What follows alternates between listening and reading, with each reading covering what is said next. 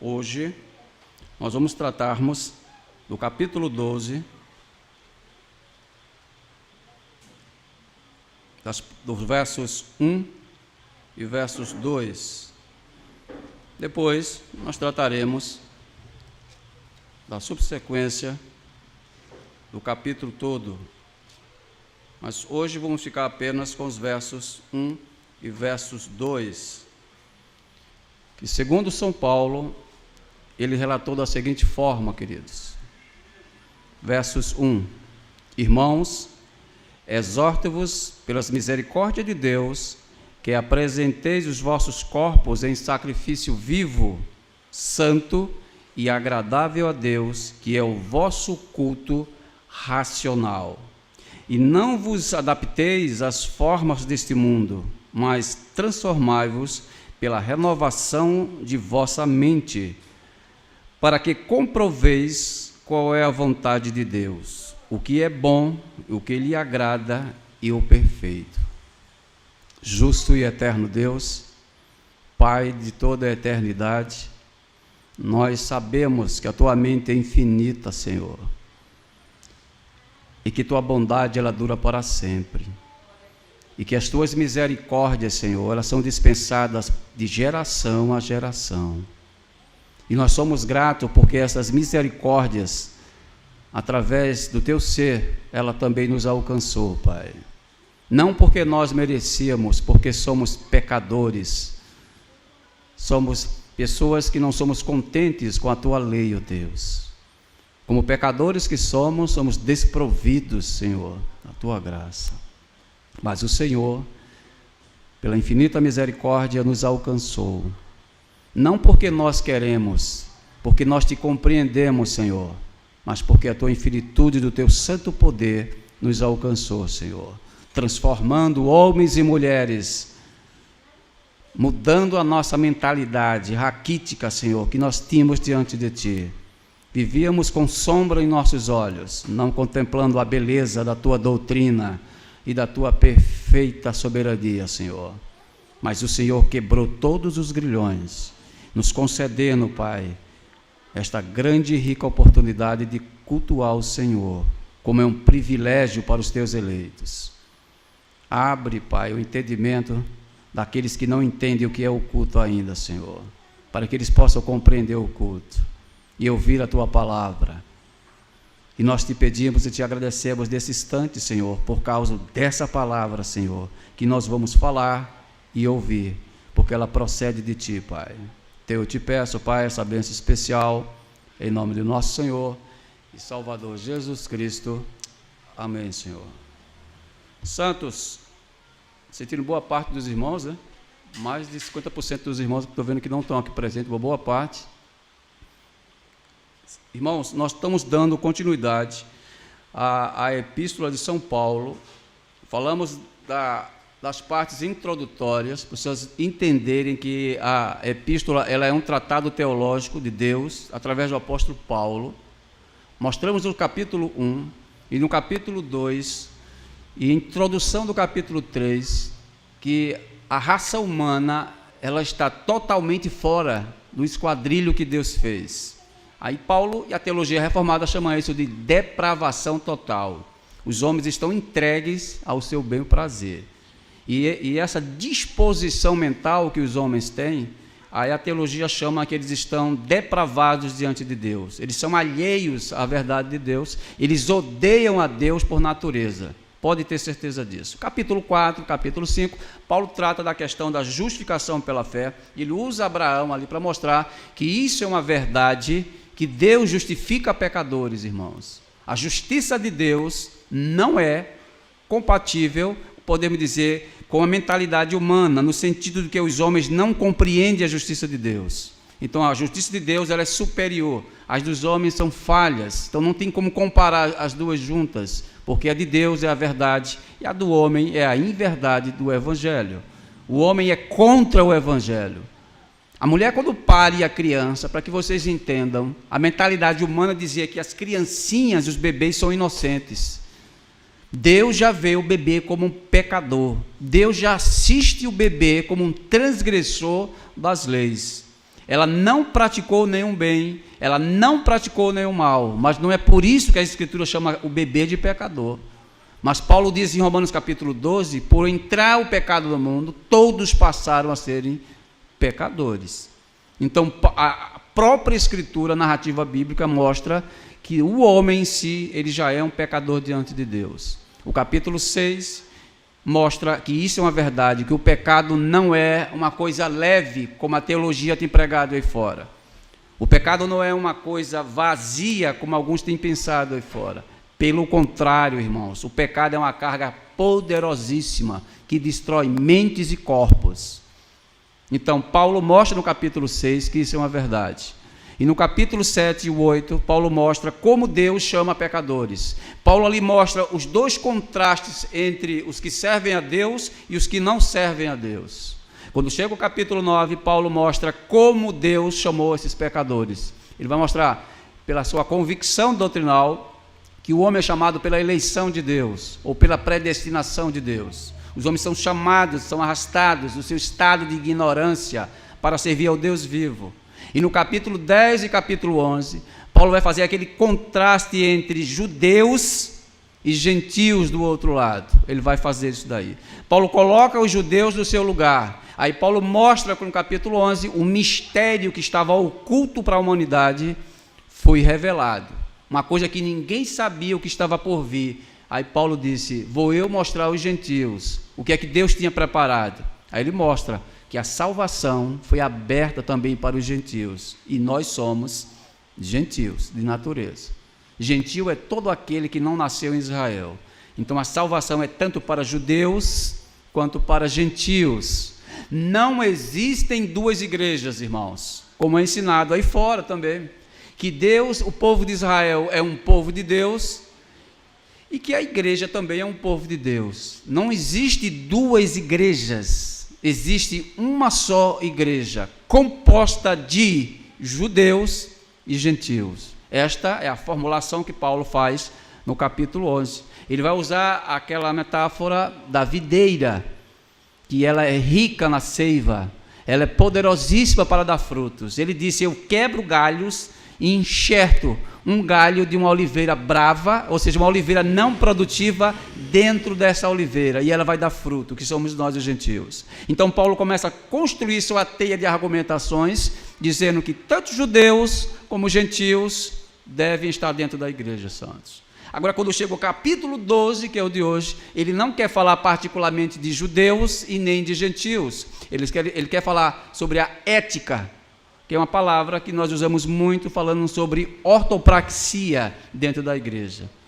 Aprendemos toda a doutrina dos versos do capítulo 1 ao capítulo 11, e hoje Paulo vai dizer, tudo aquilo que eu falei de trás para frente é que vai ser aplicado agora. Então, o capítulo 12 é a ortopraxia que Paulo quer ver que a igreja deve aplicar. Então, é isso que nós vamos aqui tentar abordar aqui com os santos. Então, isso foi falado aqui dos capítulos 1 até o 11, falamos nessa parte anterior. Então, todos os regenerados possuem aqui esse sentimento, irmãos, no capítulo 12, de gratidão para com Deus. Quando Paulo abre a epístola, Paulo quer mostrar como um ato de gratidão sentimental que os cristãos devem ter, eles devem compreender e entrar nessa ortopraxia aqui do capítulo 12. Então, Deus nos transformou pela instrumentalidade do seu poder, santos. Podem ter a plena convicção disso. Nada do que nós pensamos, nada do que nós fazemos é um produto nosso, não é uma coisa inerente que está em nós, mas é um produto de Deus, irmãos. Tudo Deus faz, tudo Ele age, para que essa igreja ela chegue ao clima máximo daquilo que Ele estabeleceu. Que esta igreja ela tem que ter a imagem real do seu Filho. E isso vai ser colocado em cada um de nós. Aí Paulo mostra como isso deve ser colocado nos crentes. Isso é a fundamentação do que Paulo vai argumentar, que é o poder de Deus que faz essas coisas. Então, hoje, com a mesclação do falso evangelho, da falsa conversão, da falsa igreja, existem muitas pessoas vivendo de forma contrária à sã doutrina, pensando que é crente e que serve a Deus dentro desse patamar, queridos. Uma vez me perguntaram no seminário, o que é que mede para verificar se a coisa é certa ou errada? Não é a igreja, queridos, porque mesmo cantando aqui, mesmo citando o credo apostólico, que tem ali a palavra católica, ali a palavra católica, ela quer dizer universal, que nós somos crentes universais, é isso que ele quer dizer. Então, nesse contexto, santos, quando ele fala de veracidade mesclado com a inverdade, que o falso evangelho ele tem promulgado na sociedade, tem enxertado na mente aqui das pessoas, que elas pensam que são. Então, o que é que define uma igreja fiel, irmãos? O que é que define o que é verdade e o que é inverdade dentro do plano de Deus? Paulo chama isso de escrituras. É a própria escritura que mede o que é pecado e o que não é pecado. A própria escritura, ela determina o que é verdade e o que é inverdade. Não é a igreja que determina nada, queridos. Nós conhecemos muitas igrejas que o pastor diz assim, aqui quem manda sou eu, e aqui quem dita a verdade sou eu. Isso não é igreja, santos. Presbíteros e pastores não são donos de igrejas, eles são mordomos de Cristo, porque o verbo grego, quando diz servos, doulos, quer dizer que nós servimos a Deus. Uma vez me perguntaram, as tuas ovelhas? Eu disse, ovelhas? Eu não tenho ovelhas, não. Quem tem ovelhas é Deus. As ovelhas pertencem a Deus, não pertencem aos líderes santos. A falsa igreja, ela promulga um evangelho falso, errante. Então, as pessoas, quando bebem dessa fonte, o que é que acontece? Eles nutrem um entendimento errado do que significa ser cristão. Porque a palavra tão simples, ser cristão, significa pequenos cristos.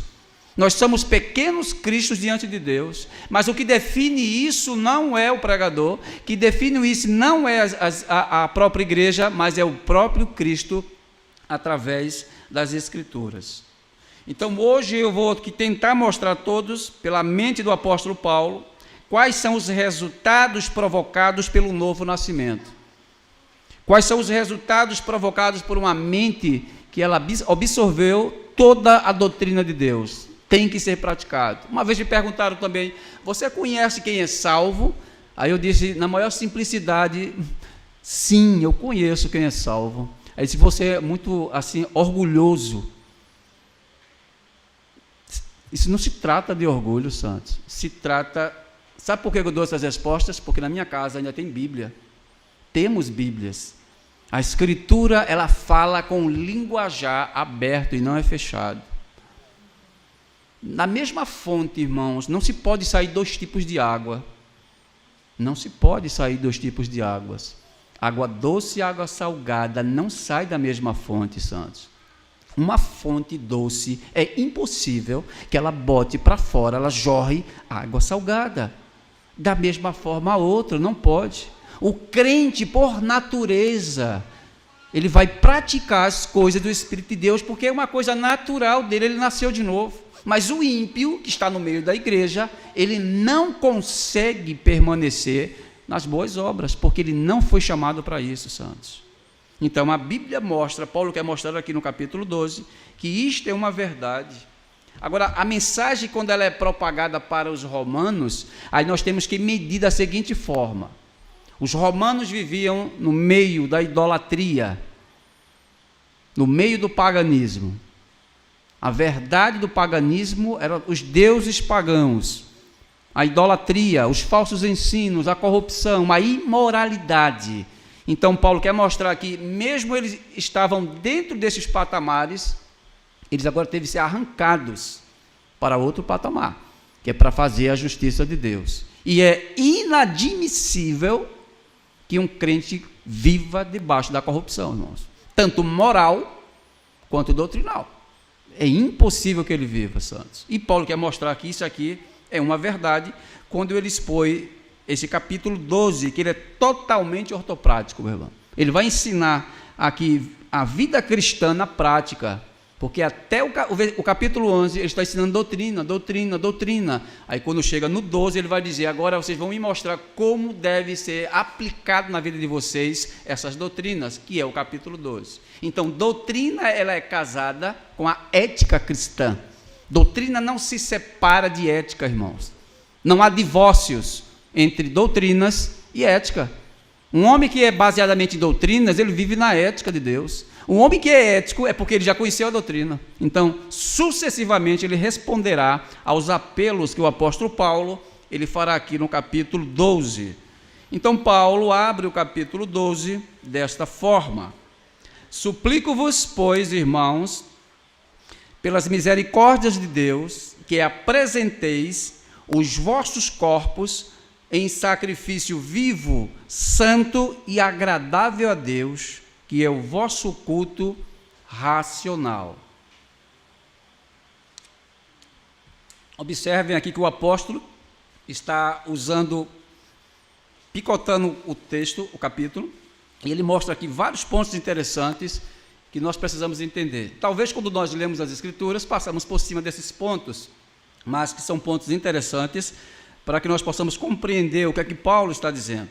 Paulo aqui está rogando, quando ele diz, suplico-os, pois, quando ele diz assim, esse pois, irmão, ele está se referindo àquilo que foi ensinado lá atrás, do capítulo 11 até o 1, de uma forma descrescente, ele está ensinando que esse pois, ele está se referindo ao que foi ensinado. Então ele diz, suplico-os, pois, irmãos, pelas misericórdias de Deus. Paulo aqui está fazendo um apelo antinatural aos santos. Não é assim um apelo normal, mas um apelo de coração e um apelo rogando a Deus para que essa igreja ela compreenda, como uma mulher que está com dores de parto, o terror que ela tem. Ali não é uma coisa boa, santo. Parto natural é um terror, meu irmão. Então Paulo está da mesma forma sentindo aquelas dores de parto e suplicando a Deus para que a igreja compreenda qual é o ponto que ele vai trazer, santos. Então Paulo intercedia pela igreja como um pai, Paulo intercedia a igreja como um homem que amava a igreja. Paulo é o único homem ali pregando para os gentios que mostra essa capacidade intelectual, uma capacidade de pai e de amor para com a igreja. Então ele abre dizendo assim, suplico-vos, ele está implorando a igreja para que ela compreenda aonde é que ele vai entrar. Então essa expressão rogo-vos é um apelo de coração com muita intensidade e com amor para com a igreja. Paulo sofria por esta igreja, santos. Então aqui ele mostra que essa é uma tonalidade que ele deveria mostrar. Então ele entra dizendo assim, pelas misericórdias de Deus. Então ele mostra que a palavra misericórdia, aqui tanto no grego, a palavra elos como a palavra hesed no grego, ela expressa amor de Deus que foi dado, foi derramado em favor da sua igreja.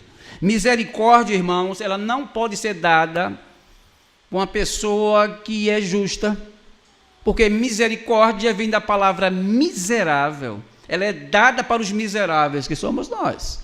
Então a misericórdia ela é dada por pessoas que não merecem. Ela se assemelha muito com a palavra graça, charis do grego, que significa favor imerecido. E imerecido não é porque merecem.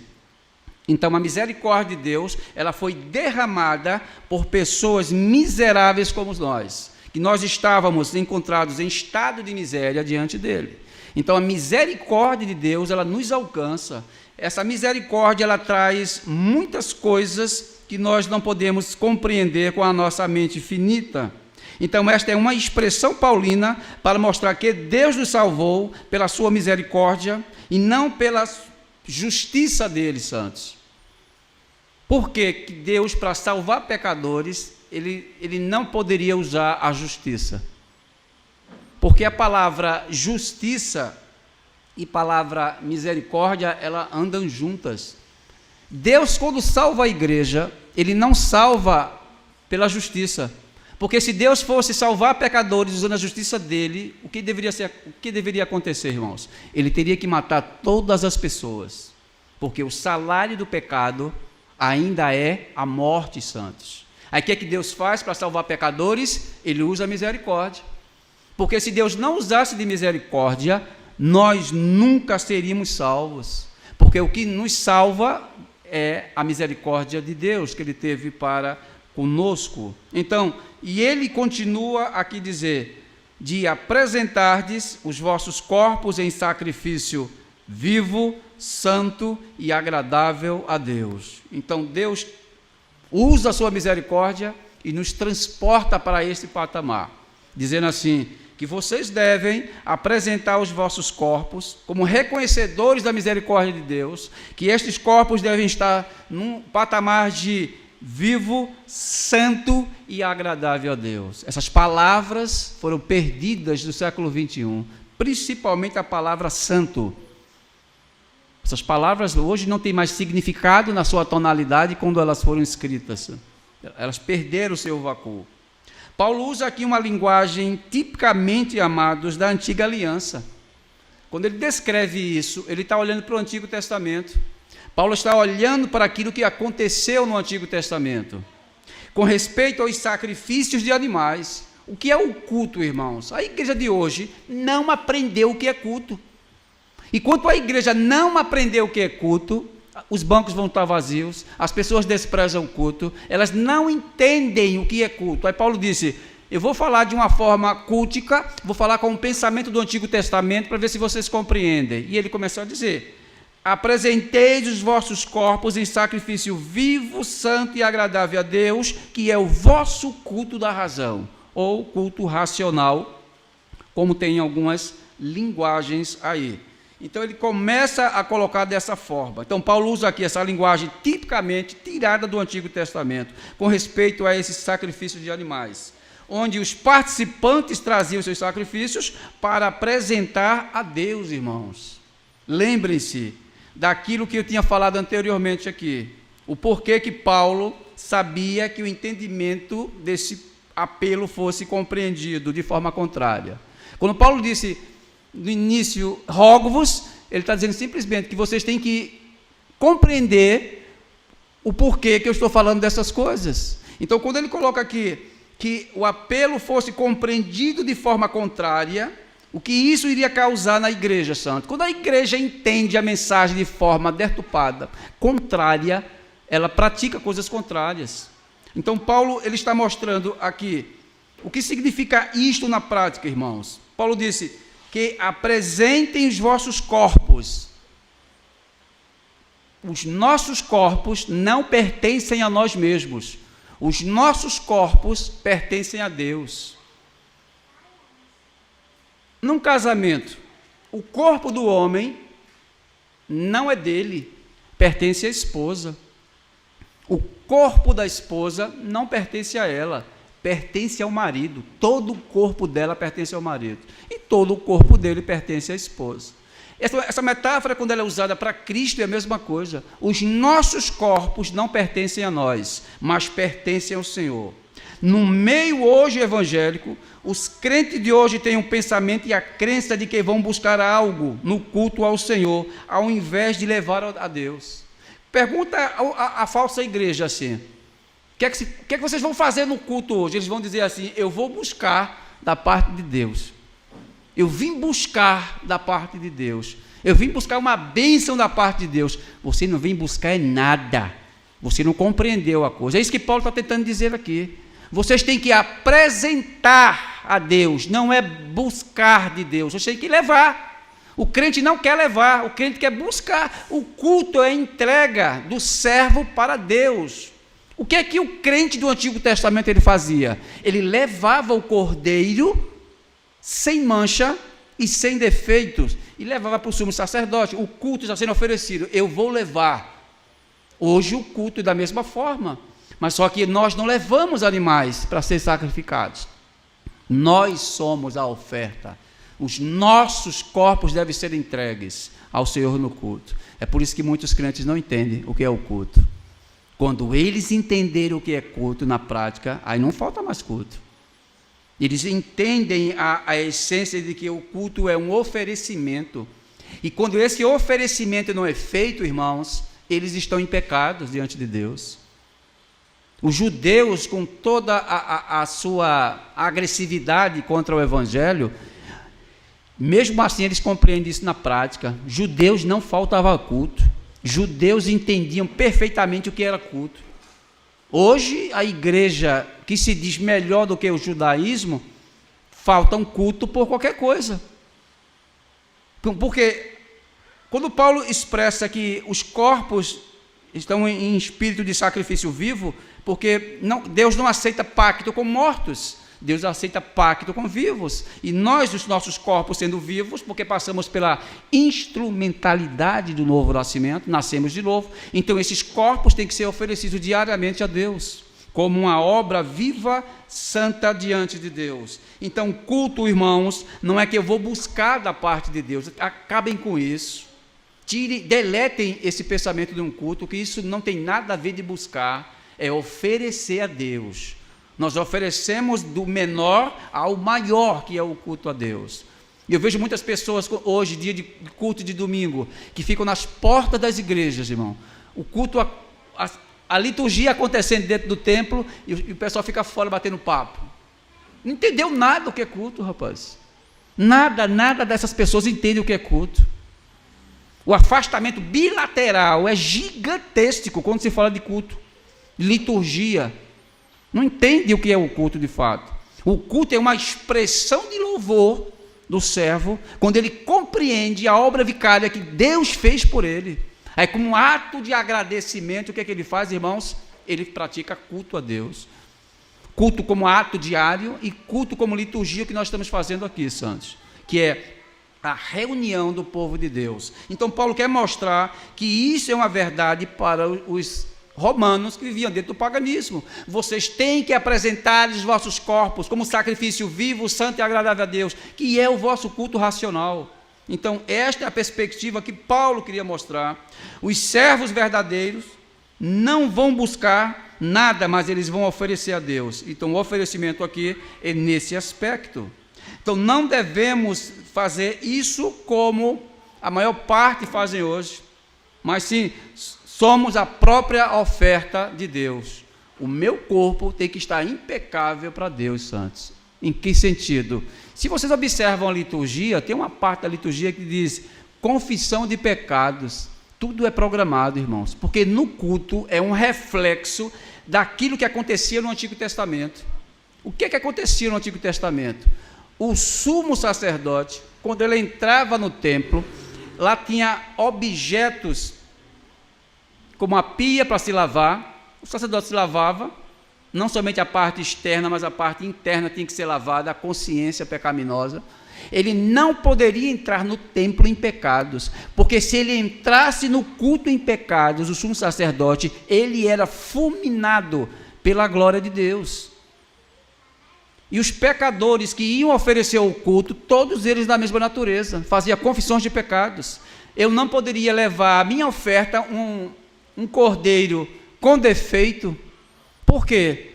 O animal não poderia ser, ele não poderia entrar com defeitos, porque está representando eu e Deus. Deus só aceita coisas perfeitas, irmãos. Deus não aceita nada imperfeito. O culto tem que ser perfeito para Deus receber. Então, Deus não aceita um culto pela metade, Deus aceita um culto fiel ao Senhor. Então, da mesma proporção, Paulo tenta mostrar aos crentes romanos que a vida de uma pessoa salva, ela é totalmente diferenciada daquilo que está nas Escrituras. A Escritura mostra um padrão, então nós temos que copiar o padrão. Então, esse é o padrão que o apóstolo Paulo, ele mostra. Isto significa que os nossos corpos pertencem a Deus. Eu não tenho livre-arbítrio, meu irmão. Desse tipo de livre-arbítrio que é ensinado aí fora, viu? Que eu faço o que eu quero, eu penso o que eu quero. Por quê? Porque nós somos definidos por Deus. Nós não somos definidos por nós mesmos. Eu não faço o que eu quero, mas devemos fazer aquilo que Deus ele quer, irmãos. Que ele deve ser desta forma.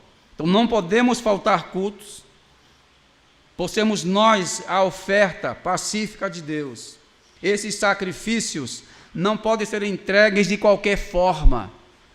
A mentalidade que a igreja tem hoje, você vai para Cristo de toda forma que Ele lhe aceita. Eu disse, Deus não aceita de qualquer forma, irmãos. Tem a forma correta de Deus aceitar. Aí um padre estava fazendo aqueles programas na rádio da Igreja Católica, e ele dizia assim, ele foi bastante infeliz na sua colocação quando ele disse, As igrejas evangélicas, elas têm uma proporção errada. Veja como nós, católicos, dizemos. Nós aceitamos as pessoas de todas as formas. Aqui na minha igreja tem ladrão, tem prostituta, tem pessoas viciadas. Ele citou vários e vários conotativos de pessoas erradas. Aí disse, mas se eu tivesse lá, eu ia dizer o que para ele, para esse padre? Eu dizia que na minha igreja tem ex-drogados, ex-traficantes, ex-bandidos, ex-assassinos, ex. A primeira pessoa não pode ficar antes. Então Deus não recebe coisas erradas, irmãos. Venha do jeito que você está. Não, irmãos, isso não tem colocação. Para que a pessoa se aproxime de Deus, Deus faz ela uma nova criatura. Ela não consegue entrar dentro do reino de Deus de qualquer forma, irmãos. Isso é ensinado aí fora de uma forma errada. Porque aí fora a proporção da igreja é o seguinte, ela quer números. Deus não trabalha com números apenas, Ele trabalha com qualidades. Então Deus traz pessoas qualificadas e entra dentro da igreja. O que é a qualificação? A qualificação é 2 pontos, irmãos. Novo nascimento, que muda a estrutura orgânica do indivíduo. Sai de trevas e agora é luz. Pensava em coisas que não deviam, mas agora pensa nas coisas de Deus, porque Deus coloca nele a tal da transformação, que é o versículo 2, onde nós vamos entrar. Deus tem que fazer essa mudança radical no indivíduo para que ele possa penetrar dentro do reino. O reino não é bagunçado. Deus não é bagunçado, irmãos. Então essa prerrogativa do que ensinam em fora está completamente errada. Quando nós olhamos para Romanos, vemos que isso está de forma contrária ao que Paulo aqui vem ensinando. Deus trabalha com a palavra arrependimento aqui no texto. E que a igreja de hoje também parece não conhecer essa palavra arrependimento. Deus, ele trabalha dessa forma orgânica com a sua querida igreja. Então, quando ele fala dessa forma, é porque ele quer mostrar que isto é uma verdade que tem que estar em nosso meio. Essa expressão paulina, em sacrifício vivo, significa que é uma vida sem reservas para com Deus. Ou seja, essa vida que você tem não pertence a você. Essa vida pertence a Deus. A igreja do primeiro século entendeu isso perfeitamente, irmãos. Hoje não. Hoje a igreja não faz reservas, não. Hoje a igreja não faz sacrifício para Deus. Hoje a igreja ela não é uma entrega voluntária para Deus. Quando Paulo usa essas expressões sacrifício vivo, santo, que eu coloquei aqui, sem reservas para com Deus, é que a nossa vida não tem muita importância para nós. Quer dizer, não deve ter importância para nós. A importância que nós temos que dar é Deus, não as nossas vidas. Porque quando você coloca a sua vida em primeiro lugar, você está dizendo que Deus é segundo lugar, ou terceiro lugar, ou quarto lugar. Então, quando as suas necessidades chegam em primeiro lugar, os crentes do primeiro século olhavam assim e diziam, é Deus, é Cristo. Cristo é em primeiro lugar. O imperador dizia assim, dobre-se diante de mim e me adore, porque se vocês não fizerem isso, vão conhecer a minha espada. E eles disseram, pode nos ferir. É por isso que eles foram mortos, porque eles se entregavam a Cristo totalmente, irmãos. As vidas deles não tinham importância para a sociedade. As vidas deles não tinham importância para eles próprios, porque eles só queriam saber de Cristo. E essa vitalidade que o apóstolo Paulo quer dizer. Paulo não viveu bem, irmão, socialmente. Não tinha as melhores roupas, não tinha os melhores alimentos, passava frio, apanhava muito por causa do evangelho, porque ele entendeu que o corpo dele pertence a Cristo. E Cristo fez uma promessa maravilhosa para o apóstolo Paulo. Você vai descobrir como é gostoso sofrer pelo meu nome, Paulo. E quando Paulo se levanta do leito, depois da oração de Ananias, Paulo entra em colapso diante de Deus. Porque Deus massacra Paulo do início ao fim, pega o corpo de Paulo e faz com que Paulo anuncie o evangelho de uma forma brutal. Paulo desafiava imperadores e reis, Paulo desafiava as autoridades religiosas por amor a Cristo. Isso é sem reservas, o que nós não fazemos hoje. Nós somos crentes apenas dominicais, para se reunir aqui dentro de um local feito esse, Cultuar a Deus, quando começa o segundo dia da semana, começa tudo de novo. Eu sou o homem mais simples do mundo. Aí quando chega o domingo, eu boto minha couraça de novo de crente e venho para a igreja. Ele não entendeu nada do que é o Evangelho, santos. Nós não entendemos o que significa de fato isso que Paulo está promulgando aqui. E é por isso que o verdadeiro servo, ele vive sempre se afastando das práticas pecaminosas, e o culto é o local onde eles se entregam sem reservas a Deus. Porque eles entenderam que essa é uma perspectiva cristã, irmãos. Eles compreenderam que isto é uma verdade para eles. A igreja do primeiro século, com a igreja contemporânea do século 21, ela está afastadíssima dessas verdades de Deus. Mesmo com a carga teológica que nós temos, irmãos, que é forte demais, nós temos um excelente conhecimento da doutrina de Deus, mas falta muitas vezes ortopraxia em nosso meio, para que a doutrina e a ética, elas possam andarem juntas diante de Deus. E é por isso que Paulo está apelando aqui, é por isso que o verdadeiro servo, ele vive sempre se afastando de práticas pecaminosas, que eu vou citar aqui depois delas, e fazendo culto a Deus. Os puritanos, quando eles saem da Inglaterra, eles não saíram, eles foram convidados, expulsos da Inglaterra, para formarem o que é hoje a União Socialista Americana, que é os Estados Unidos. Lá foi mandado banqueiros, prostitutas, ladrões, condenados e os crentes. Quem crentes foram esses? Os puritanos. Foram para os Estados Unidos. Os puritanos tinham uma percepção de culto ativa a 100%, irmão, como na história da igreja nunca houve. Os puritanos entendiam o que eram as Escrituras. Os puritanos entendiam a importância de conhecer a Deus pelas Escrituras. Os puritanos entenderam perfeitamente, cabalmente o que era o culto. Não faltava um culto, irmãos. Entendiam que quando chegava a hora do culto, para tudo, vamos cultuar ao Senhor, porque eles entendiam que é do menor para com o maior. Deus não convida ninguém para culto, irmãos. Deus exige que o indivíduo esteja no culto. E os puritanos entenderam isso cabalmente, o que é o culto. Mas só que a igreja contemporânea parece que ainda não compreendeu o que é o culto. Quando a compreensão é positiva sobre as misericórdias de Deus sobre os servos, estes mesmos servos vivem para a glória de Deus, e se afastando de pecados, e tendo como o culto, o rito, a coisa mais importante de suas vidas. Porque se eles entendem que o culto é uma aliança que Deus fez, o que é uma aliança, irmão? Deus fez pacto com os seus servos. E quando essa aliança é quebrada, irmãos, no estado de culto, nós estamos em pecados diante de Deus. Deus do Antigo Testamento disse: eu chamo os homens, os anciãos, homens e mulheres, crianças ainda que estão amamentando, para formarem aliança comigo. Deus exige aliança da sua igreja. Faltar culto ainda é pecado. Então, por isso que Paulo traz a tonalidade de culto racional, que é para o indivíduo ele perceber que o culto é uma ligação íntima entre o servo e o seu Deus.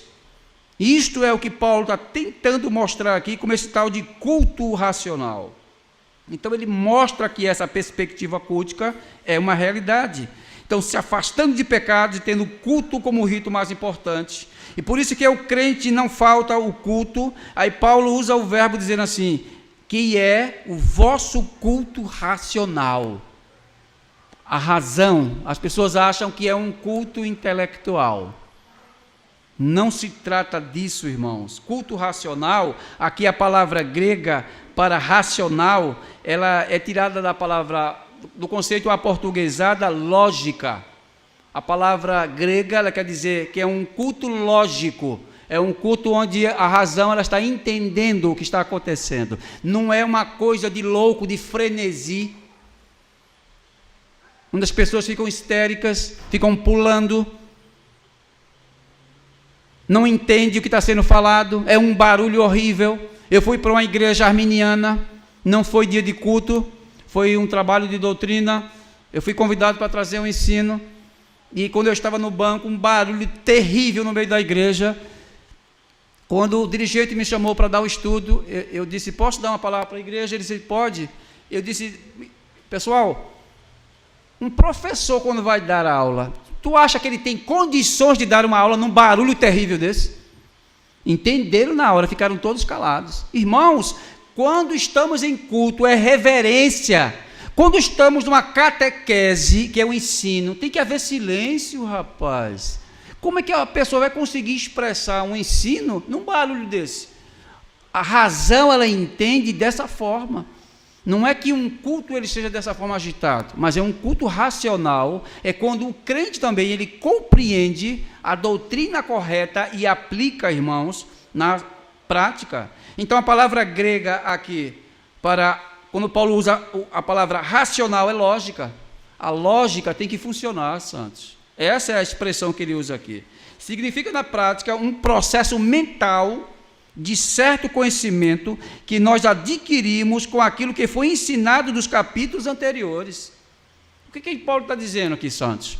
Que aquilo que foi ensinado do capítulo 1 ao capítulo 11 foi a doutrina, e que a lógica me diz que agora eu aprendi corretamente os capítulos 1 a 11 e vou colocar em prática, que é o culto racional. O culto racional é quando a gente está em obediência com aquilo que foi ensinado lá atrás. Então, quando nós compreendemos a sã doutrina e aplicamos essa sã doutrina, é um culto racional. Teve pregação na tua igreja, o indivíduo disse, teve. Ele pregou o quê? Eu não sei o que foi que ele pregou. Como é que é racional? Você tem que entender o que está sendo falado. Então, Paulo usa aqui os verbos, Paulo usa aqui as sentenças para falar que o culto racional, aqui exigido no verso 1, é que eu entendi o propósito das misericórdias de Deus. Eu entendi a forma que Deus me salvou. Eu entendi aquilo que Ele quer na minha vida. Então é dessa forma que Paulo começa a construir a teologia dele, mostrando para a igreja que agora vocês têm que sair do campo teórico e entrarem no campo prático. É quando vocês entendem o que eu estou falando, santos. Isso é o apóstolo Paulo, que ele quer mostrar que isto é uma verdade. O culto racional não é o culto onde apenas residem os intelectuais, não, mas é o culto verdadeiramente bíblico que você entendeu. É nessa expressão que eles compreendem tudo aquilo que o apóstolo vem ensinando. Então, quando nós compreendemos todas as coisas, ele entra agora na segunda. Já que vocês entendem o que eu estou falando, agora eu vou entrar na segunda. A primeira parte, vocês entenderam que a doutrina é essencial para a vida de vocês? Vocês aceitam que essas doutrinas são verdadeiras? Aí o indivíduo vai dizer, aceito. Então vocês agora vão entrar na segunda parte. Aí a segunda parte, ele entra assim: e não sedes conformados com este mundo, mas sedes transformados pela renovação da vossa mente. Para quê, irmãos? Para que experimenteis qual é a boa, agradável e perfeita vontade de Deus. Quando alguém pergunta assim para nós sabemos qual é a vontade de Deus? Sabemos, irmãos, porque Deus se revelou para nós. Vocês compreendem o que Deus quer na vida de vocês? Compreendemos, porque está revelado. Existe a vontade oculta de Deus, existe a vontade revelada de Deus. A vontade revelada de Deus é fácil de compreender, irmãos, porque está nas Escrituras. Ela diz o que deve ser feito. Agora, tem vontade oculta de Deus que nós não conseguimos saber, que está dentro da mente de Deus, que isso Ele não revela para nós. Um exemplo prático: nós não sabemos com quem nós vamos nos casar. Não sabemos, mas Deus, Ele já tem um projeto para cada homem e cada mulher. Uma forma externa de saber disso, irmãos. Aí tem pessoas que dizem assim: eu vou ficar esperando Deus me revelar quem vai ser o meu esposo. Eu vou esperar que Deus se revele para mostrar a minha esposa. Isso não vai acontecer, irmãos. Você vai ficar velho e você não vai descobrir quem vai ser o seu parceiro. Na vontade oculta de Deus, Ele vai fazer com que as formas necessárias, ela cheguem até você. Se eu sou um homem, a mulher vai chegar até mim. E se for a mulher, o homem vai chegar até ela, porque está dentro dos desígnios de Deus. Uma forma externa para você saber se aquele homem é de Deus ou se aquela mulher é de Deus. Existem parâmetros para medir, santos. A Escritura mede. Qual é o parâmetro? Ele mostra o padrão ético de uma mulher cristã. ela mostra o padrão ético de um homem de Deus. Vamos dizer assim, como é que conhecemos os futuros ministros da igreja? É Deus que vai revelar? Não, a Bíblia ela tem duas formas de fazer isso. A oculta nós não sabemos, mas a revelada ela mostra. Marido de uma só mulher, apto para ensinar, hospitaleiro. Ele começa a descrever como esse homem deve ser. Então, ali está mostrando como deve ser. Um homem de Deus é a mesma coisa, santos. Um homem que é temente a Deus, um homem que ama as mulheres, nesse caso, que quer conhecer se o homem vai ser um bom esposo, observe ele na casa dele, com os pais. Ele maltrata os pais, ele vai maltratar você também. Ele não ama os pais, ele também não vai te amar. É a mesma coisa a mulher. A mulher voltada mais para o lar. A mulher que não respeita os pais, ela não vai te respeitar, rapaz. A mulher que não ama os pais, ela não vai te amar. Uma mulher que não cuida da casa dela, ela não vai cuidar da tua casa, não. Pode ter certeza disso. Aí vai dizer, eu preciso de uma revelação externa para ver um negócio desse. Não, santos, porque isso já é real. É prático isso. Então a Bíblia mostra como devem ser as coisas. Como devem ser essas coisas. Então isto é o plano interno de Deus tem e o plano externo que ele mostra. Aí Paulo mostra agora, como agora eu entendi essas doutrinas, como é que eu tenho que aplicá-las, irmãos, em nossas vidas. Se eu estiver debaixo de um falso ensino, isso não tem como ser aplicado. Agora, se estivermos debaixo do verdadeiro ensino, o que é que acontece com Romanos capítulo 12, versos 2? Tem como aplicá-los. Como? Aí Paulo explica. E não sedes conformados com este mundo, mas transformai-vos pela renovação da vossa mente, para que experimenteis qual é a boa, agradável e perfeita vontade de Deus. Ele explica isso aqui. Aqui existem duas coisas que expressam o ser verdadeiro do crente. O crente ele é demonstrado pelas suas ações, não é pelo que ele fala apenas. Porque nós vemos muitas pessoas pregando uma eloquência com uma palavra muito boa, mas isso não é só o necessário. É necessário que ele viva dentro das Escrituras, seja mergulhado dentro das Escrituras. Então temos agora o campo intelectual e temos também o campo prático que esse homem tem que viver. Então aí Paulo começa a mostrar que esses dois lados andam juntos. Primeiro ele diz, não devemos nos entregar a este mundo, irmãos.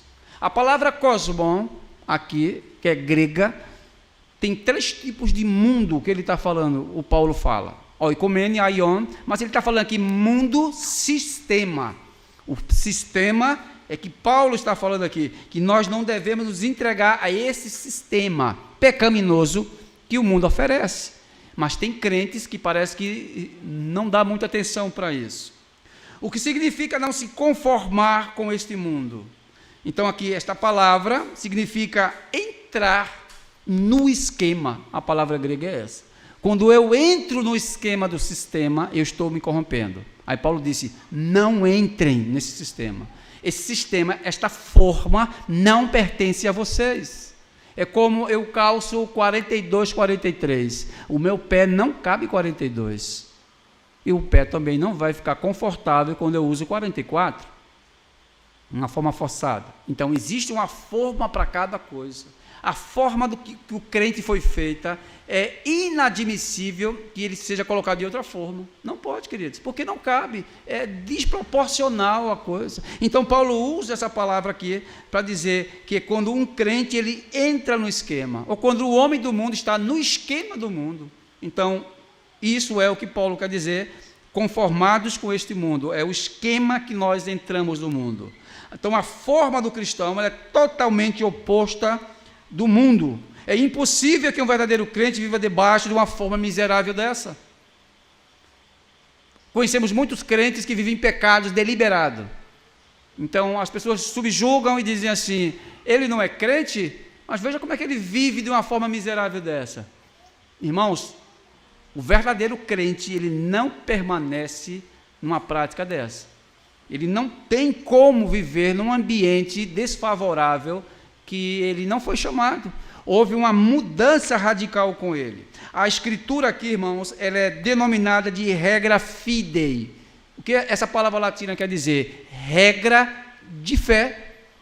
O crente vive debaixo dessa regra fidei, que é essa regra de fé, e essa deve ser a forma que Deus fez para ele. Então, a forma contrária à regra de fé é chamada de amártia, que é pecado diante de Deus. Então, o crente ele não foi chamado para viver fora dessa forma de Deus. Crente tem forma, o mundo tem sua forma, os dois são incompatíveis. Quer ver uma coisa prática? Que Paulo ele é especialista nisso. Um homem e uma mulher, quando eles se juntam, ficaram um apaixonados pelo outro. Deletem esse pensamento dos infernos, viu? Não pode se apaixonar por uma coisa do mundo. O crente teima em fazer isso. Todas as vezes que a Escritura mostra que um homem de Deus penetra numa forma que não é dele, ele se quebra. Dalila, aquela mulher miserável, foi o que ela fez? Ela encantou o Sansão. Veja o resultado. O pai dele disse: não tem mulheres dentro de Israel para tu se envolver. Mas ele se envolve encantado pela beleza dela. Qual é o fim disso, irmãos? Trouxe miséria para ele. Todas as vezes que o crente mergulha no mundanismo, ele se quebra. Não existe um que não se quebre. Davi olhou para Batseba, não era a forma que ele deveria olhar. O olhar do crente não pode ser dessa forma, mas ele olhou e chamou ela para ter relações com ela. Se quebrou-se diante de Deus. Não existe um parâmetro que o crente saia da forma dele e entre em outra forma e se dê bem. Aí Paulo começa a dizer: essa é a forma que Deus te quer. O esquema não pertence à igreja. Esquema pertence para traficantes, para ladrão, para essas coisas erradas. Mas para crente não tem esquema, querido. Crente vive da lei de Deus. Então é dessa forma aqui que Deus mostra que isto é verdade. Não existe uma forma mais real para o crente do que a fidei, que é a regra de fé perfeita que Deus ele promoveu para a igreja. Então o mundo vive pela sua ignorância, afastado da regra de Deus. Pois a regra de fé do mundo é o utilitarismo. O utilitarismo que significa que é um ensino prático e que se as coisas estão dando bem, ela deve ser permanecida. Eu fui para uma igreja que esse pastor ele usou esse ensino do utilitarismo, dizendo o seguinte: se as coisas estiverem dando bem dentro da igreja, elas têm que permanecer. Eu não estou entendendo isso. Dá para repetir de novo? Se as coisas estiverem dando bem dentro da igreja, devem permanecer. Veja, essa prática que eu vou trazer aqui para a igreja. Na igreja do meu vizinho deu certo. Hoje tem mais de 2.000 membros na igreja dele. A receita está lá em cima, está uma bênção. Porque eles medem a igreja estando bem, é porque a receita está bem. Eu disse: o senhor está me dizendo o seguinte, deixa eu ver se eu compreendi. Mesmo sendo uma prática antibíblica, mas a coisa está dando certo com essa prática, tem que continuar? Aí ele travou. Porque é isso que esse ensino filosófico ensina, querido. O utilitarismo. Se a coisa prática está dando bem, pode deixá-la. É para o bem da sociedade. Cristão não vive para si, entendam. O cristão vive para Deus. Mesmo se a coisa for ruim para mim, mas é bom para Deus, então essa coisa ruim vai ter que ficar. Se a coisa é boa para Deus, então é boa para mim. É essa vara que se mete, queridos. Mas se a coisa é ruim para mim, então Deus, eu cantei a Deus e agora não está fazendo bem? Me faz bem é ter milhares de mulheres, então eu quero ter milhares de mulheres. A mulher diz: se uma coisa boa para mim é ter milhares de homens, eu vou ter milhares de homens, porque faz bem para mim. Não faz bem, santo, porque a forma do crente é essa. Aí Paulo disse: e não vos conformeis com este mundo, porque o mundo é oposto de Deus. Ao bobo do crente diz assim, irmãos, passei por um crente que ele disse: olha, o mundo me elogia. Eu digo: e aí, o que você acha disso? Não é maravilhoso a coisa que Deus faz? E sim, o que foi que Deus fez? O ímpio está dizendo que eu sou um homem de Deus. Eu digo: desde quando Satanás diz isso, rapaz? Veja o que o diabo disse. Paulo estava pregando na Grécia, e Paulo passava para cima e para baixo. O demônio disse: 2 homens de Deus, olha que coisa linda, 2 homens de Deus. Aí o Espírito Santo comanda Paulo, e Paulo diz: olha, retira-te dela, Satanás. E saiu da hora, porque não existe uma forma mundana para estar elogiando o crente. Quando o mundo elogia os crentes, é porque algo está de errado. Pode ter certeza disso, está de errado. Cristão não pode ser elogiado pelo mundanismo. O mundo odeia a igreja. É isso que Paulo está dizendo. Então há uma contrapartida entre crentes e o mundanismo. E Paulo está dizendo, vocês eram do mundo, vocês pertenciam ao sistema mundano, vocês agora não pertencem mais. Afaste-se deles. Afaste-se. Quando houve uma conversão comigo, o que aconteceu? Os meus supostos amigos que saíam para beber, eu dizia, eu já não bebia, eu não vou mais. Aí passei meses sem falar com as pessoas, ficava isolado, irmão. Comecei a entender que a coisa era ao contrário. As conversas mudaram, era pornéia direto, pornografia direto. Aí eu disse, não posso estar com essas pornografias na boca. Os lugares que nós iríamos eram lugares desconsiderados por Deus, deixei de ir. Então eles passaram a ser meus inimigos. Por quê? Porque aquilo que eu estava mostrando para eles não era bem aceito por mim mais. Mas tem crentes que querem viver bem com o mundo, aí associa-se com o mundo. Não pode, irmãos. Tivemos agora aqui uma festa terrível de carnaval, onde muitos cristãos estavam no meio brincando, dizendo que estava evangelizando, como cantoras como Aline Barros e outras por aí, que ficam no meio dessa sacanagem, que é uma festa profana, e ficam dizendo que são crentes. Aí tem a cara de pau de dizer que são crentes. Então, irmãos, a separação é bilateral, é muito grande.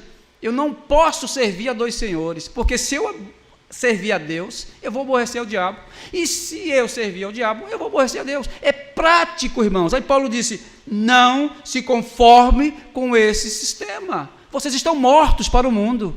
Como é que vocês estão mortos para o mundo e vivem vivos para ele ao mesmo tempo, queridos? Capítulo 6, Paulo diz isso, vocês morreram para o mundo. Quando morremos para o mundo? Quando Cristo ressuscita dos mortos, está dizendo que nós ressuscitamos com ele. Então a vida que nós tínhamos anteriormente, irmãos, ela morreu lá atrás. É por isso que Paulo chama de velha natureza, que essa velha natureza está enterrada com o mundo. Uma vez me perguntaram, presbítero, por que você se veste dessa forma? Por que se veste com essa roupa preta? Eu disse, e essa gola branca, colarinho? Eu disse, sabe por que eu me visto dessa forma? Porque nós ministros vestimos dessa forma. A roupa está dizendo que eu estou de luto, não é porque minha esposa morreu não, viu? Ela está vivíssima ali atrás. Ela está dizendo simplesmente que eu estou morto para o mundo, e que o colarinho branco significa que eu sou um escravo de Cristo Jesus. A palavra doulos tu teu significa escravo de Cristo. Então eu sou escravo de Cristo, eu não faço o que eu quero, eu sou morto para o mundo, mas vivo para com Deus. Aí Paulo disse, transformai-vos pela renovação da vossa mente, para que experimenteis. Então como é que eu posso experimentar a vontade de Deus, se a minha mente está cativa ao mundo? Como é que pode? E a triste notícia é a seguinte, mais de 80% dos crentes de hoje vivem com a mente ainda no mundo. Mundanismo. Mesmo dentro da igreja, vive com a mente totalmente contrária à vontade de Deus. Então, essa doutrina de que as coisas que estão boas, elas devem permanecer, elas não fazem parte da receita de Deus, porque Deus não trabalha dessa perspectiva, irmãos. Então, não devemos viver deliberadamente como a maioria dessas pessoas vivem, e nem da forma que a falsa igreja vive. O que me abala não é o mundo, mas essas pessoas que dizem cristãs, que dizem que são cristãs e vivem debaixo de falsos ensinos, vivem debaixo de um mundanismo dos infernos desses, e ainda estão pregando e dizendo que são crentes. Uma vez a pessoa disse, Clécio, eu ia trazer uma dessas pessoas aqui para dentro da igreja. Eu fiz, não, traga não.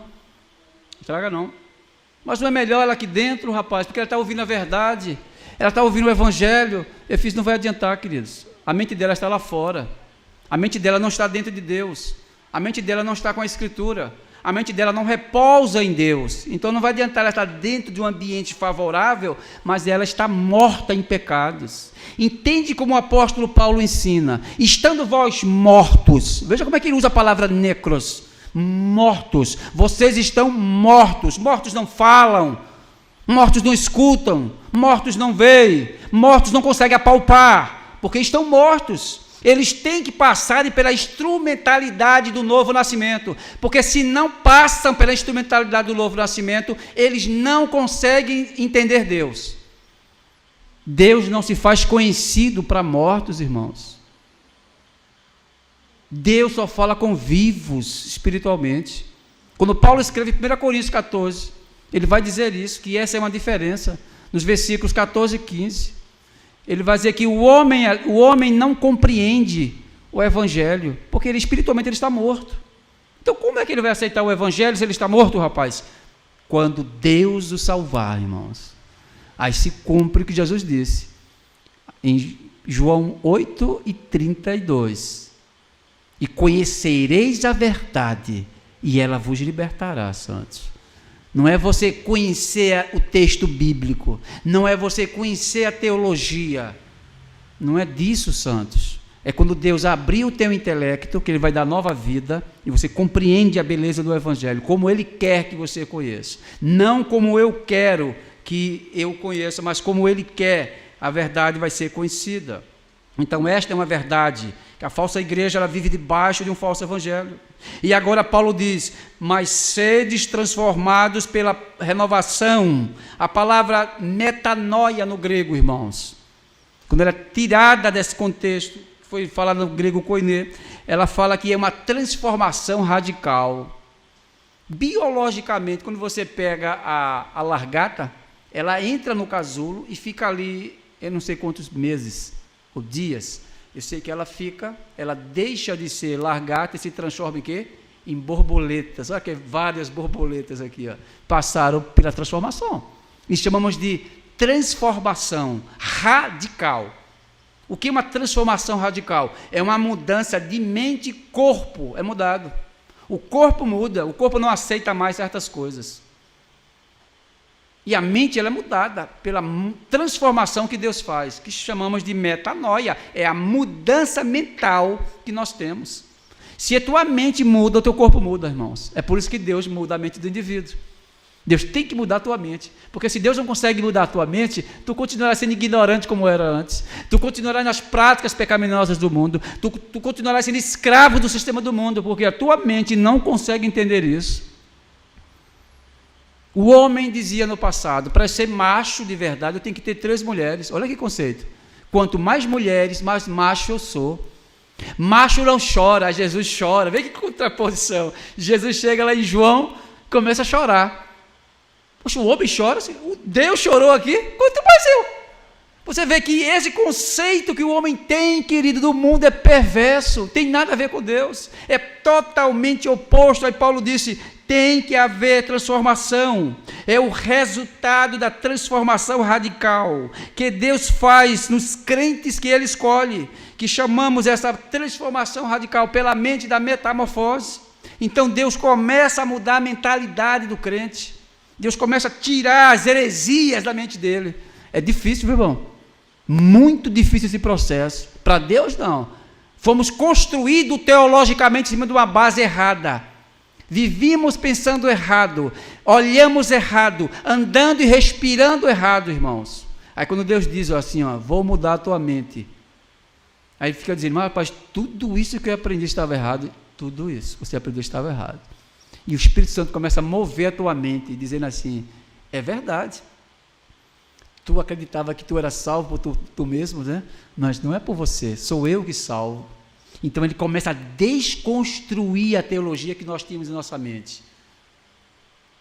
Vem muito isso dentro da sala de aula, irmão.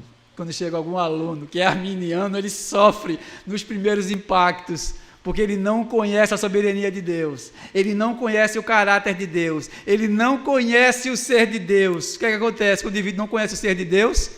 Ele trata Deus como se fosse o parceiro dele. Ele não pode fazer isso. É quando ele conhece o ser de Deus, ele começa a dizer, Deus é isso, Deus é isso, vai subir na régua. E quando ele vai ver, ele está tão pequeno pequeno diante de Deus, que ele vai dizer, realmente eu sou isso, nada diante de Deus, porque Deus é tudo. Então houve uma transformação intelectual. Deus trabalha com o intelecto, ele começa a desconstruir para depois construir a teologia dele na cabeça do crente. Aí Paulo começa a dizer isso, mas transformai-vos pela renovação da vossa mente. Você só vai poder descobrir a vontade de Deus quando você passar pela transformação radical da vossa mente, porque se você não chegar nesse nível, nunca conhecerás a Deus.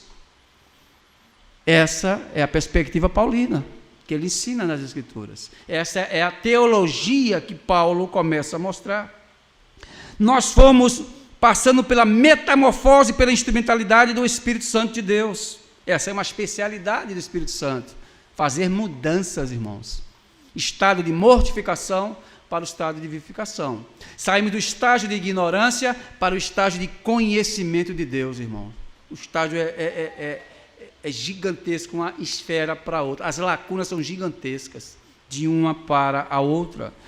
Todos temos que deixar esses valores que recebemos no passado e vivemos agora pelas verdades das Escrituras.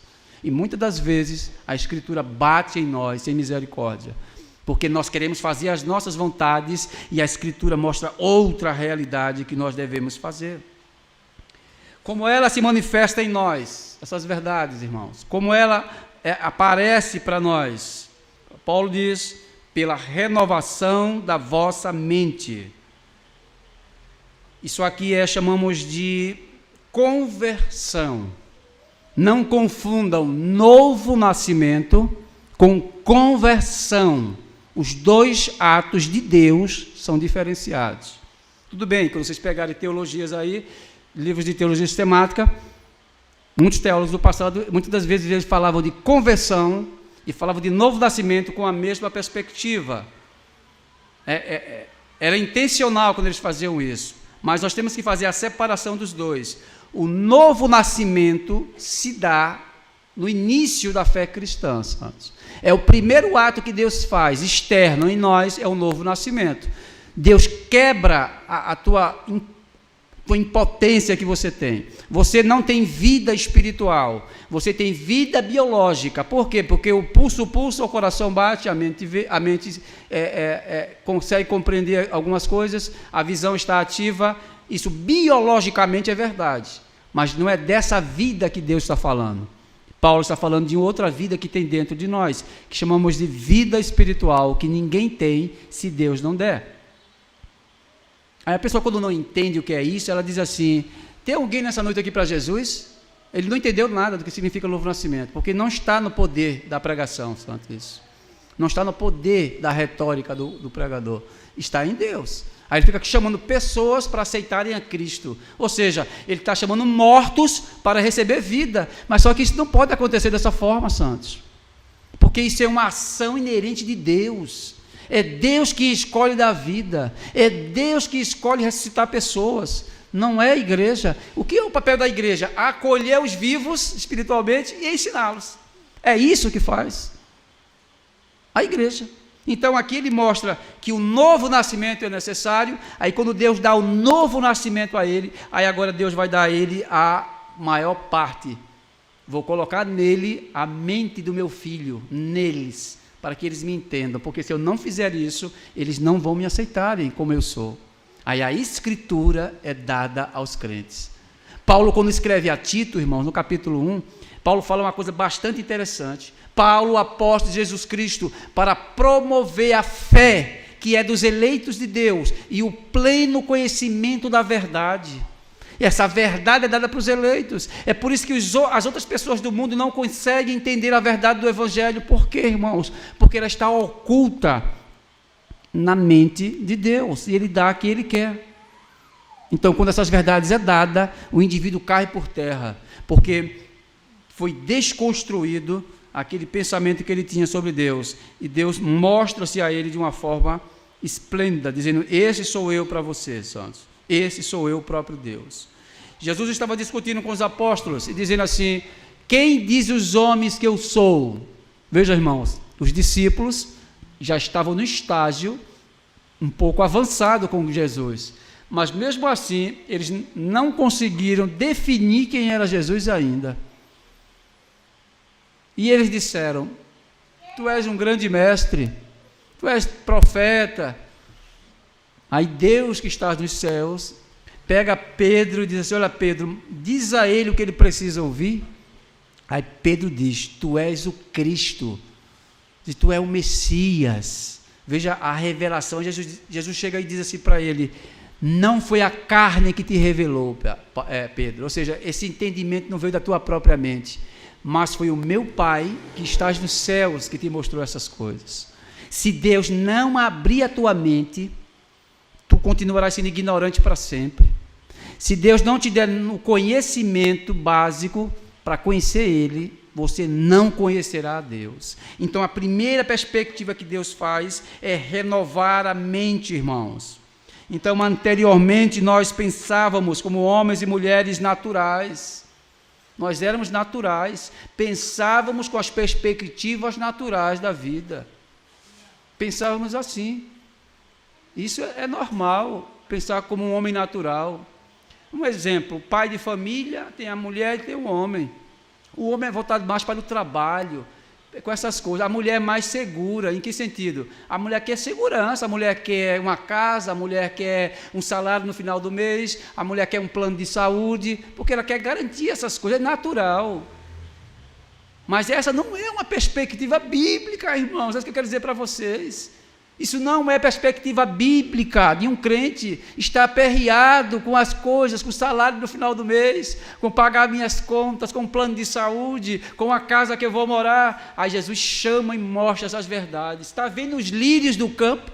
Eles não se vestem, mas veja se Deus deixa faltar algo para eles. Isso é viver debaixo de Cristo. Ele vai suplementar as nossas necessidades, porque esse desejo de ter as coisas é a coisa natural, que o mundo vive correndo atrás disso. Você está desempregado, ok, não vai faltar alimento na tua casa não, Deus não deixa não, Santos, pode ter certeza disso. Saiu do emprego agora, arruma outro, e Deus vai aparando aqui, ó, aqui e ali, Ele vai levando os crentes a esse patamar. O que é que eu não posso pensar? Entrar na forma do mundo, perder a cabeça. Chegou um rapaz na loja, era supervisor ainda da Ferreira Costa, veio para roubar, meu irmão. Roubou. Aí quando chegou lá fora, abordei ele. Eu só gostaria de pedir uma coisa a você. Ele disse: o que é? E nervoso, com aquele olho agitado: o que é? Eu só quero as coisas que estão dentro da sua veste, porque pertence à loja. Você pode devolver? Ele disse: rapaz, eu não vou poder dar não, porque eu estou passando fome, eu sou chefe de família e eu tenho que chegar com alguma coisa em casa. Quer dizer, é uma perspectiva humana. Quer dizer, no dia que eu for desempregado, eu vou estar roubando, né? Vou estar furtando as pessoas? Porque é uma perspectiva humana, queridos, que nós não entendemos. O crente não vive com a perspectiva natural, mas ele vive com a perspectiva espiritual. Então, essas são as premissas que Paulo quer dizer, que essa é a mudança de renovação de mente. Em termos cristãos, muitos acreditam que salvação se perde. Veja a perspectiva humana. Eu creio que salvação se perde. Ele vai dizer isso, mas ele é um crente. Ele vai achar que isso é uma verdade. Então eu podia contribuir com a salvação. Eu acredito que eu posso contribuir com a salvação. Deus depende de mim para me salvar. Que eu tenho um livre-arbítrio para fazer o que eu quero da minha vida, queridos. Isso é a perspectiva que as igrejas ensinam isso. Que você pode fazer o que você quer, porque Deus lhe deu essa liberdade para fazer isso. Eu podia escolher a Deus a hora que eu quisesse. Porque isso é a perspectiva humana, uma coisa natural das pessoas, mas que a igreja ensina isso, irmãos. A igreja ensina tudo isso. A falsa igreja ensina que você perde salvação. A falsa igreja diz que você tem liberdade para rejeitar e escolher a Cristo a hora que você quer. A falsa igreja ensina perspectivas antropológicas dentro da própria igreja, que não tem nada a ver com a Escritura, mas eles ensinam que isto é uma verdade para eles. Ensina que o batismo com o Espírito Santo é uma coisa que devemos buscar, o batismo com o Espírito Santo. Não se busca batismo porque nós já somos batizados, mas isso é o quê? Uma mente que não foi aberta pelo Espírito Santo. É uma mente natural, que ela não compreendeu as Escrituras, santos. Não compreendeu as Escrituras. Quando ela compreende as Escrituras, é porque ela passou pela transformação radical da mente de Deus. Segundo aqui, com as coisas do mundo pensávamos em tirar vantagens dos outros. Nós tínhamos esse hábito. Para eu fazer algo para o meu irmão, eu tenho que ganhar alguma coisa. Tenho que ganhar alguma coisa, tem que ter vantagem, rapaz. Para eu ajudar o meu semelhante, tem que ter vantagem. O carro está atolado na rua, chuveiro, água de todo canto. Aí vou empurrar o carro do meu irmão, vou tirar ele daquele atoleiro, mas ele tem que pagar uns 5, 10 reais para dar aquela empurradinha santa. Mas eu tenho que ganhar algo, meu irmão. Eu tenho que ganhar algo. Nós somos assim, temos que ganhar algo de todas as formas. Eu tenho que tirar vantagem das coisas. O homem espiritual, ele não tira vantagens. Ele ajuda as pessoas sem precisar receber nada em troca, queridos. Isto é uma perspectiva espiritual. O pecado é uma coisa simples para essas pessoas. Eu peco, irmãos, mas amanhã eu peço perdão a Deus, está tudo certo, não vai acontecer nada não. Pecado não é essa coisa forte como os calvinistas dizem que é, como a teologia reformada diz que é esse bicho de 7 cabeças. O pecado não é só o bicho de 7 cabeças, ele tem 8, 9, 10 cabeças, ele acaba com você. O pecado é algo mortal, que acaba com a vida do ser humano. Davi disse que o pecado correu tanto ele, que ele saiu esmagando os seus ossos, de tão pecaminoso que Davi estava. O pecado é algo que destrói a alma do indivíduo. Então o pecado não é uma coisa simples, irmãos. Não é uma coisa simples. E eles dizem que se prostituir é uma coisa natural, que viver biologicamente com um corpo e achar que pode viver de outra forma também é legal. Isso não tem nada a ver. Meu corpo é uma coisa, minha mente é outra. Como é que pode o corpo ver fora da mente, irmãos? Se o meu corpo é homem, eu tenho que ser homem. Se o meu corpo é de mulher, a mente tem que responder como mulher. Mas a coisa natural é hoje que se pode ensinar até nas escolas. O menino chega, uma criança chega na escola e diz assim: papai, eu posso ser menina? Estou ensinando que se pode, irmãos. Quero ensinar essas besteiras para nossas crianças e eu vou ficar calado e ouvir umas besteiras dessa e eu vou ter que fazer o quê? Responder com a Escritura. Não pode, porque você é um menino. Não pode, que você é uma menina. É isso que a gente tem que responder. Mas esse ensinamento de hoje que ensina nas escolas, essa filosofia mundana que é ensinado, que nós temos que ficar calados. Que ficar calados, rapaz? Você quer abrir a boca como cristão e dizer que isso é uma mentira. Mas nós somos covardes. Mas Paulo disse: transformai-vos pela renovação da vossa mente, porque se tu não experimenta a forma dogmática pela tua mente, tu não vai saber quem é Deus, rapaz.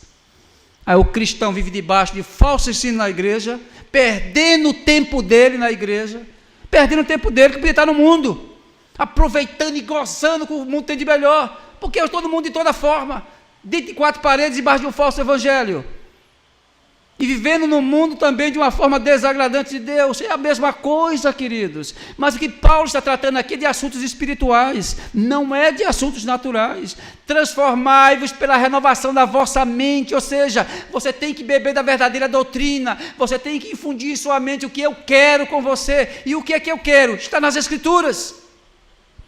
Completamente nas Escrituras. É o primeiro ponto depois do novo nascimento. Pedro disse: antes de tudo, crescer em graça e em conhecimento. Olha que maravilha. Pedro tinha a mente de Cristo.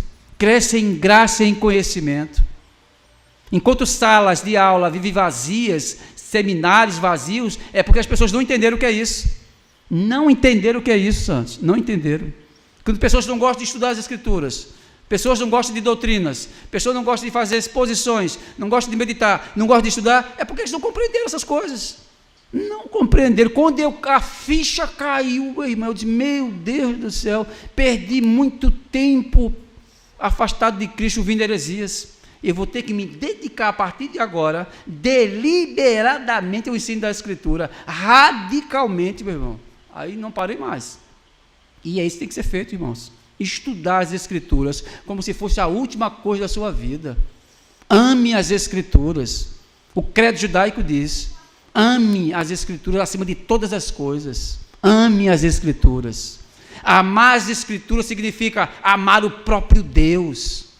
Quando você ama as Escrituras, você está amando o próprio Deus. E nós amamos mais as coisas do mundo, irmãos, do que as Escrituras.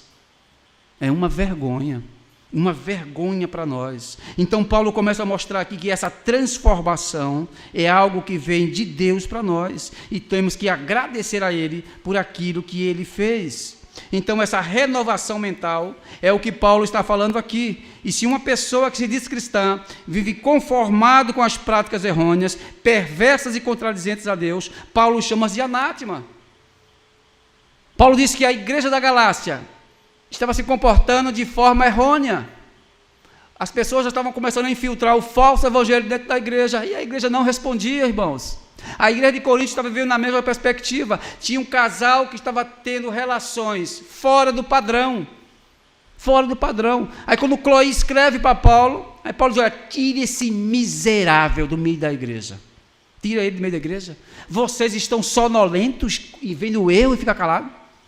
Tirem ele agora do meio da igreja. É como se eu estivesse presente para que o corpo seja salvo, mas o espírito, para que o espírito seja salvo, mas o corpo ele prove das dádivas de Satanás. Tire ele do meio da igreja. Ele estava tendo relações sexuais com a madrasta.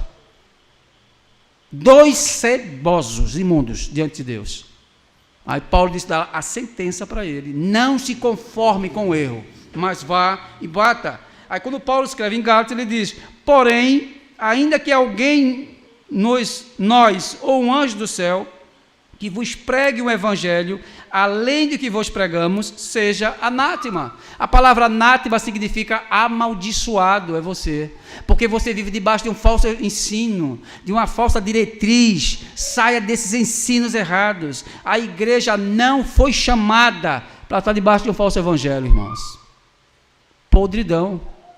Por causa desse evangelho, eu tenho milhares de inimigos por causa disso. Perdi muitos que se diziam meus amigos. Eles foram promovidos a meus inimigos por causa que eu defendo esse evangelho aqui.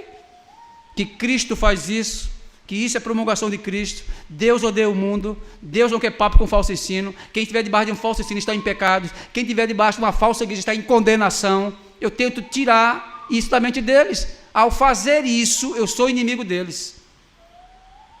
Mas nós não deixamos que essas premissas elas possam estar em nossas mentes. Então Paulo diz: quando você descobre o verdadeiro evangelho, aí você pode gozar de Deus, para que seja perfeitamente conhecer a mente de Deus. Aí você conhece a mente de Deus. Isso aqui é campo ético, campo prático, irmãos, que vocês estão fazendo. Quando eu começo a colocar em prática essas coisas, o que acontece? Eu estou fazendo a vontade de Deus.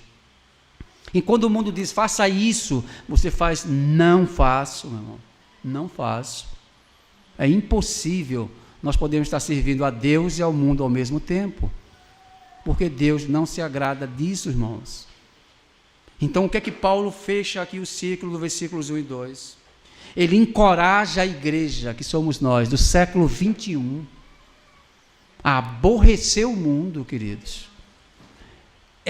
Esse cartão postal que foi colocado de Jesus na sociedade é um cartão falsificado, que Deus é amor. Aí quer dizer o seguinte: Deus é amor e Deus tolera todo tipo de erros, com esse negócio que Deus é amor. Porque o erro está acontecendo e Deus é amor. Deus perdoa, mas eu não consigo sair do erro, irmãos.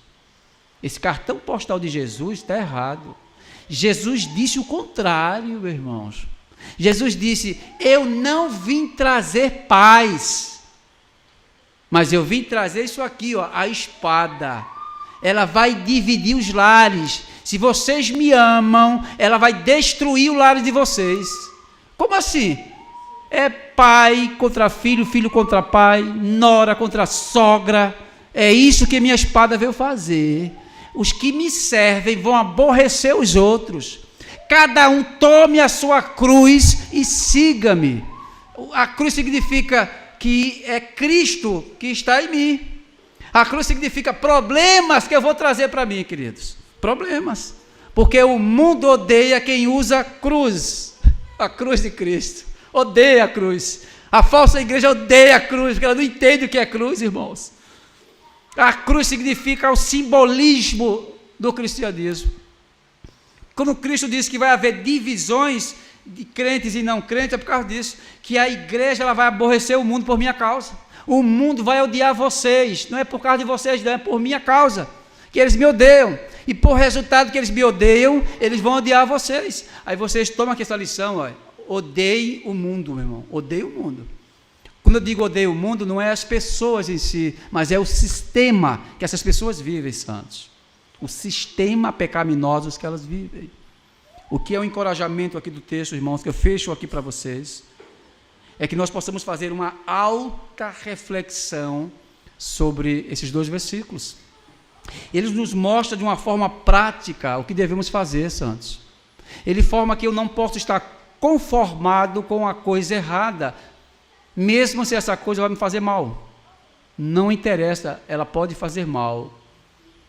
Em certa exposição, João Batista disse que eles podem ferir o meu corpo, eles podem agredir o meu corpo, mas a minha alma, essa é eterna.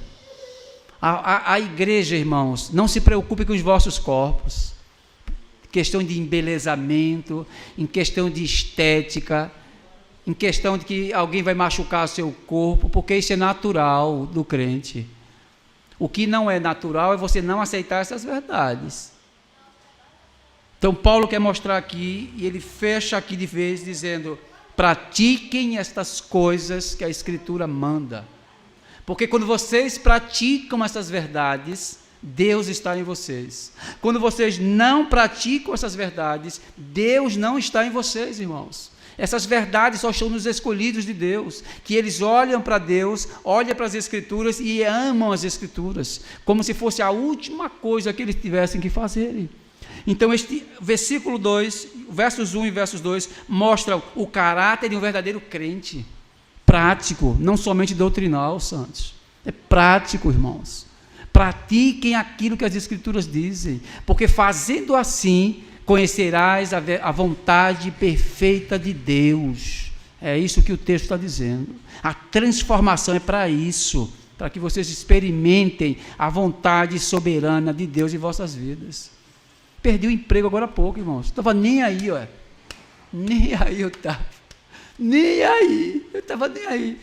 Chega outro, supriu as necessidades, porque eu não estou preocupado mais com essas coisas não, Santos. Eu não vivo preocupado com esse sistema mais. Deus providencia o necessário para os seus eleitos.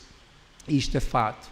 E que Deus possa abençoar vocês, irmãos, poderosamente com as Escrituras, que Deus, Ele já mudou, mas continua mudando cada vez mais a mente de vocês, para que vocês possam conhecer a vontade perfeita de Deus.